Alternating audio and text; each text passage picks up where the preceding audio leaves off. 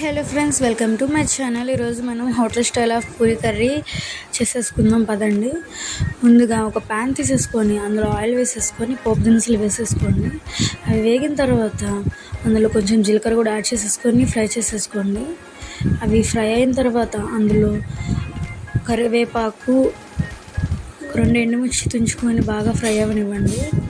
అవి ఫ్రై అయిన తర్వాత మనకు కారం తగ్గినట్టు పచ్చిమిర్చిని కూడా యాడ్ చేసేసుకోండి.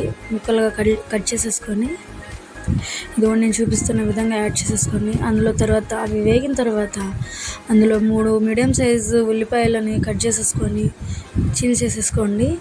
కొంచెం అల్లం తరుగు కూడా యాడ్ చేసేసుకోండి. టేస్ట్ అనేది సూపర్గా ఉంటుంది.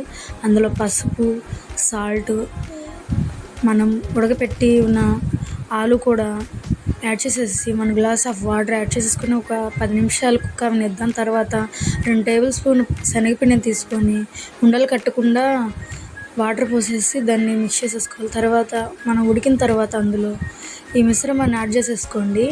అంతే, మన పూరీ కర్రీ రెడీ. నచ్చితే మటుకు సబ్స్క్రైబ్ చేయండి. Thank you for watching friends. ఇలాంటి వీడియోస్ మరెన్నో మీకు కావాలనుకుంటే కామెంట్ చేయండి. ప్లీజ్ సబ్స్క్రైబ్ అబ్బా నా ఛానల్కి.